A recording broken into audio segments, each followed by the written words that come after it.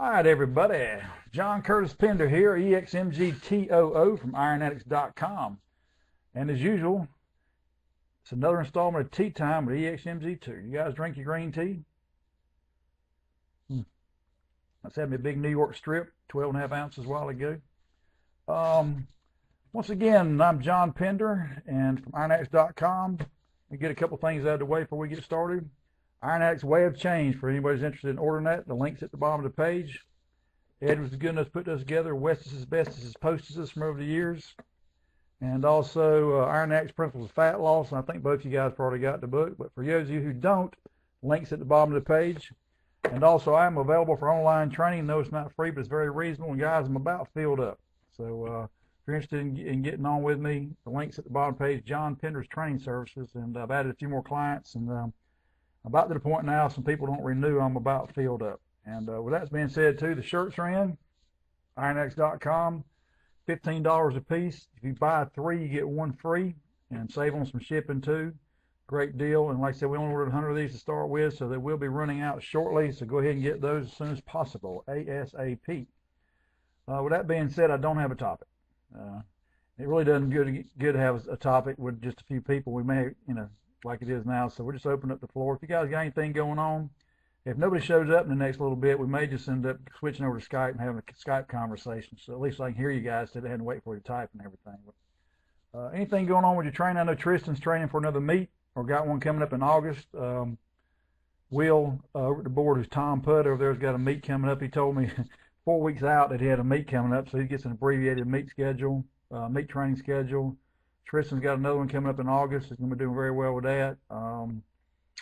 Got a few guys on the board to be lifting with me next weekend at the SPF Nationals. Looking forward to doing that. I'm going to go in and bench as soon as I get done here today and try this old shoulder out again, see how it does today. Hopefully I just had a bad week last night and the shoulder's not jacked. And I was happy with my deadlifts last week too, so I'll be pulling again tomorrow, but I think I'm just going to do some speed work and save heavy lifting for the meet next Sunday. And my body weight today was 251, so I'm right on schedule for an easy cut to the 242s, weigh in 24 hours ahead of time. All right, my guys. Anything going on with your training? Got any questions for me? Anything bothering you? Positive comments? Oh. Yeah. Michael said he tried his new metal brief, squatted 190, that's kilograms. 380, 30, that's 408. That's not bad, my friend. For easy trim, going to be such a gear whore. Yes, you will. Yeah. Hey, guys that don't compete in gear, don't lift in it, don't realize how much fun it is. Did you get double ply or single ply, Michael? I can't remember what we talked about. And how much trouble was it to put on? If they're really tight, they're a pain in the butt to get on. But for you guys that want squat wide briefs, are almost a must if you want to keep them getting hip and groin injuries. I got to get my briefs and stuff back. I sent them out to Sean. I thought he was going to do a meet. He lives out in Arizona somewhere, future at the board, and I hadn't got my stuff back yet, so I need to get that back from him at some point. You get single ply or double ply, Michael? I can't remember. Yeah, you do. Yeah, those briefs make a huge difference. Wait till you get a set of briefs and a squat suit on. Yeah. Just made. I don't know if you ordered the slip-ons, but any of you guys that are going to get into training with the briefs and the squat suits and stuff, get the slip-ons. It just makes it a lot easier to get them on. And then once you get the slip-ons on, you just pull them out from under the leg holes and take them off. But yeah, if they fit properly, there's no way in hell you can get them on without using some slip-ons. So, yeah, those double ply metal briefs for the heat. That's the kind I use. I like them a lot. I had some Karen double denim. I had a Karen double denim squat suit and brief she made for me as well, and I like those a lot. Matter of fact, I think I sent that stuff up to Marty, guy from COP. I think I sent that gear to him a couple of years ago. I'm not sure if he's using it or not, but oh, that's good. Yeah, and the more times you put them on, the easier they'll be able to get on too. And what I always did is once you kind of get them up, you can take and hook them over the standard on the bench, and then you can kind of just work it around and keep putting your body weight against it, wiggling your hips, and you'll get where you. Once you do it a few times, you'll figure out how to do it. But it still takes a while.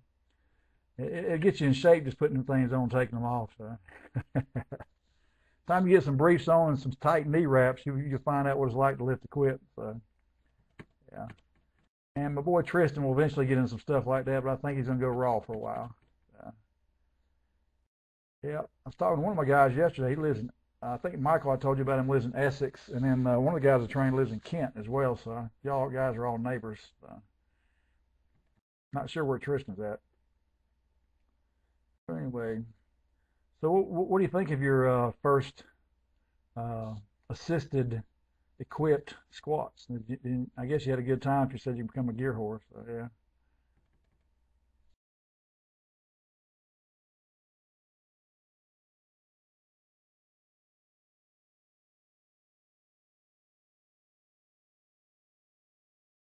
Yeah. Yeah. Ain't nothing like it. But you know, if you work out by yourself, it's a pain in the butt to do that stuff. You got to have some people around that knows how to work the gear and stuff. Particularly, you know, when you're just getting started in it. But yeah, wait till you get a bench shirt on, and you've already.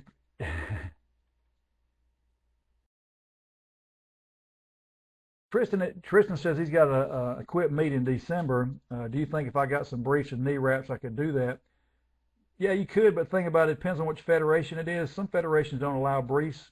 Some of the single ply federations, you can wear a single ply squat suit or a single ply bench shirt with knee wraps, and I think they limit them to 2 meters. So if you're going to do a equipped meet, you need to find out what the rules are for the equipment, because if you get used to squatting in briefs and then you can't use the briefs at the meets because they just limit you to a squat suit, then it'll be something you need to check into, Tristan. But yeah, you'd enjoy. You're gonna have to have some help getting that stuff on though, especially the single ply stuff, because it has to fit a little bit tighter if that's possible, because it's single ply, and the bench shirts are an absolute nightmare to get on if they're not open back. Even the open back ones, if they fit properly, they're really tight on the arms, they're hard to get on. But if it's a single ply shirt and you've never worn that stuff before, you got to be around some guys who know how to put that equipment on. You'll never get it on properly. So that's something we can talk about. Next time we Skype, we'll talk about that a little bit, Tristan.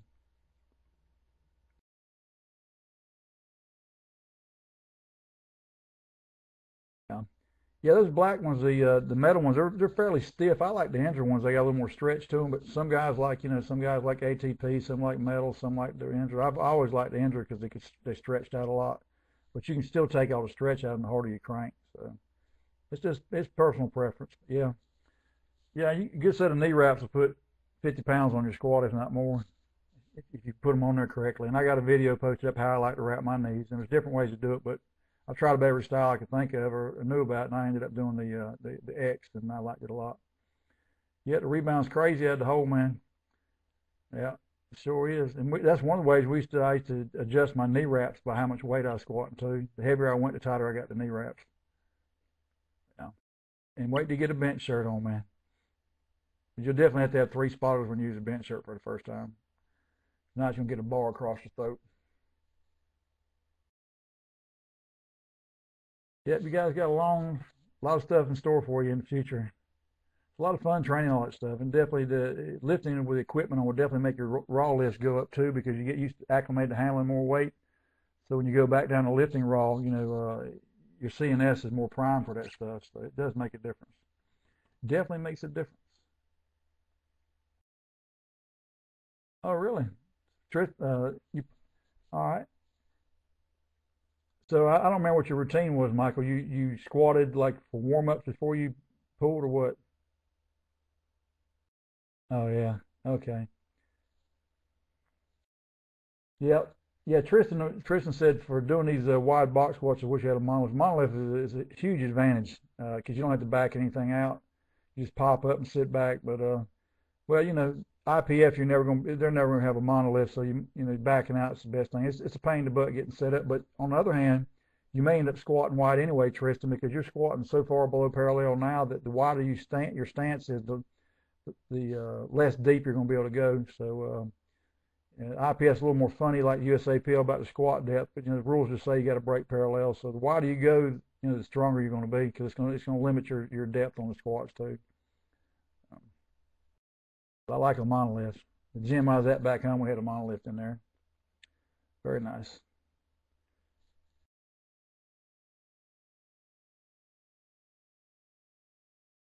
Yeah. Oh yeah. Yes. You said, can you still go wide with squat shoes on? Yeah, I've squatted wide before squat shoes. Kyle, my training partner, he squatted with Olympic shoes too, and he had a very wide stance. So yeah, you just make sure you turn your toes out. Look there.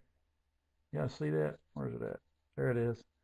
That's from hook grip. Bruised my thumb last Saturday when I pulled.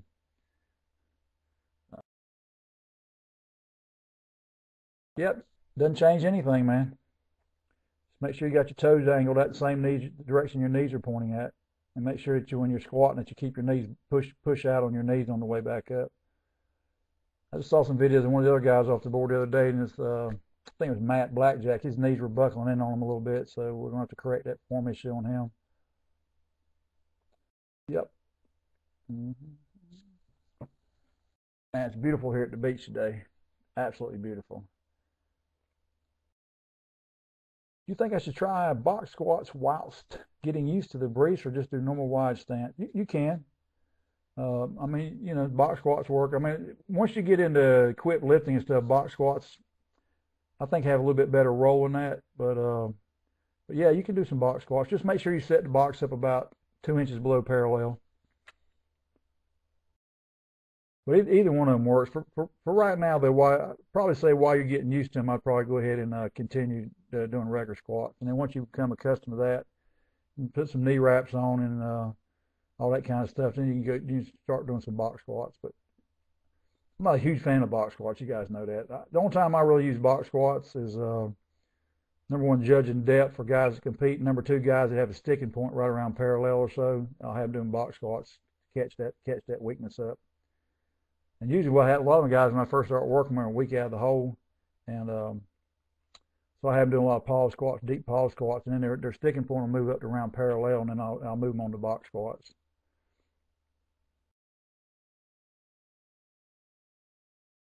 Kristen said, I'm enjoying this wider squatting. Feels like sitting back is it is. It's definitely easier to sit back with a wider stance, and your shins will stay perpendicular to the floor.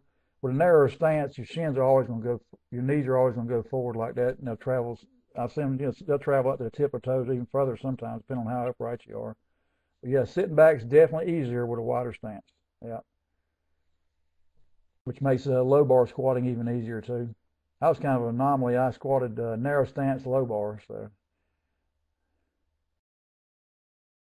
hit some decent squats, nothing earth shattering, so definitely.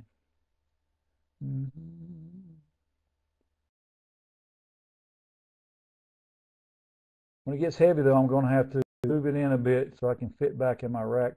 Oh, I said you're having to back all the way out of your cage to do the wide stance. Yeah, that makes sense. Give me a video of you squatting in your cage and let me see how wide you can go, Tristan. Let me take a look at that. Might be wide enough like that. So right now we've got you doing the ultra wides just to correct that imbalance you're having while we're doing it. Let me next time you squat, just hit a warm up set or something inside your power rack with the widest stance you can go. Let me take a look at that.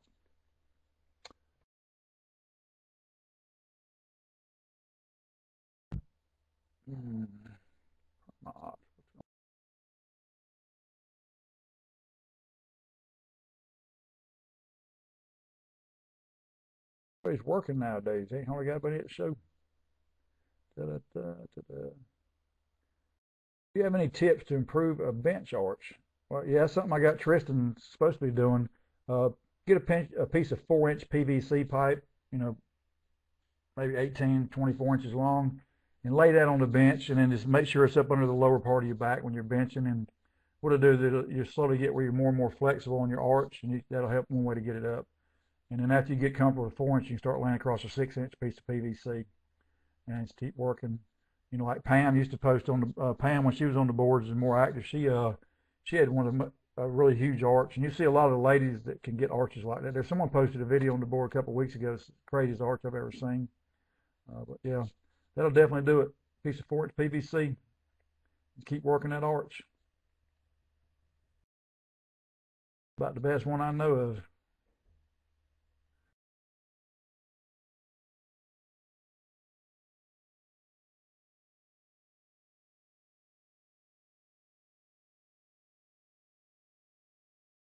Yeah. Well, for right now, I wouldn't worry about your butt coming up. Just getting used to leg drive and stuff. As a matter of fact, you know, that's the one reason I teach leg drive is to have you guys not put your butt on the bench at all. But for right now, don't worry too much about your butt coming off the bench. But go ahead and get that piece of PVC, and it'll definitely help.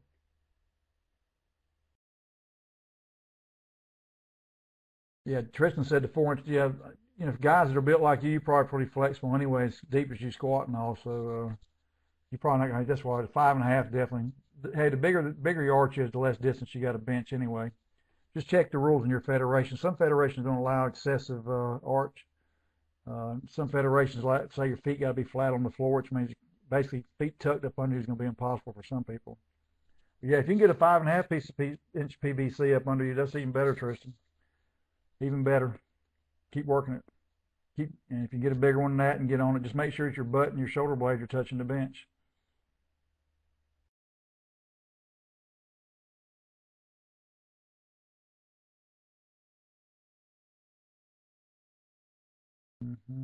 This is the smallest show we've had, guys.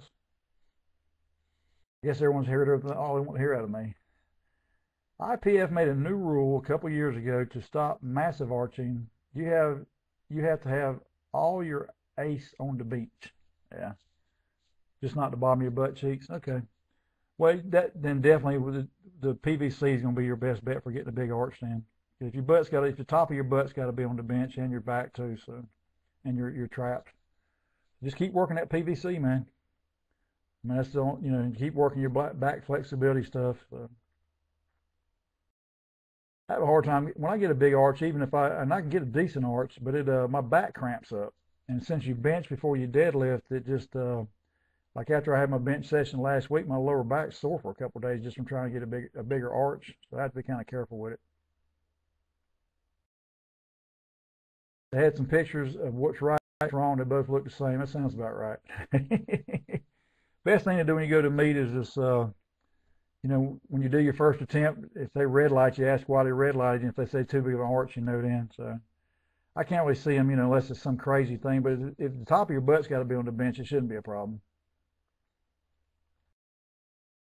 Yeah, sometimes guys take the stuff too seriously, Tristan. I mean, some of the judges and stuff, this stuff's supposed to be fun, and they just get carried away with it. So who knows?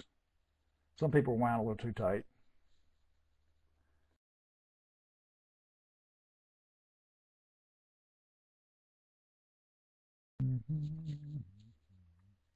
Guys, got any other questions?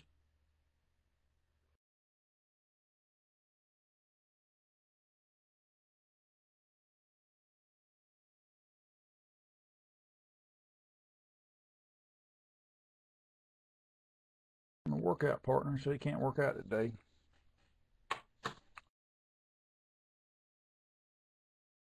Uh, Michael says, for heavy static holds, do you prefer really heavy for like 10 seconds or lighter and holding for holder?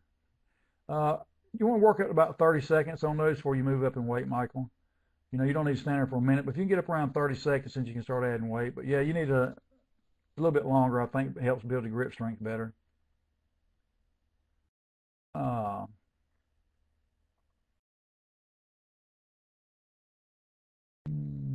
for long, yeah, no problem. Tristan said I did, but I just forgot it. Got what?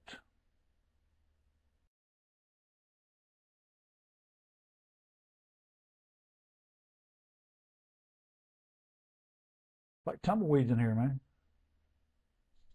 Have to get on Skype and do a conference call over there. We can hear each other talk. Have you two guys ever talked to each other on Skype?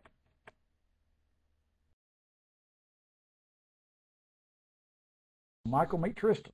You guys should chat sometime. Did David ever get up with you, Michael? Hey.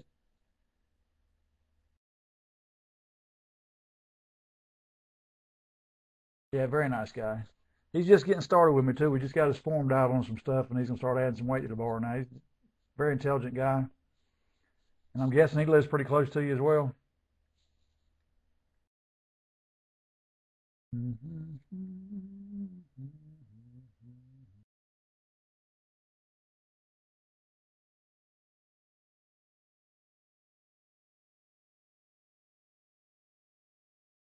Who's that? Oh, David on the board. I don't know his name over there. Hold on a second. Let me start the show over, guys. Let me start a new segment.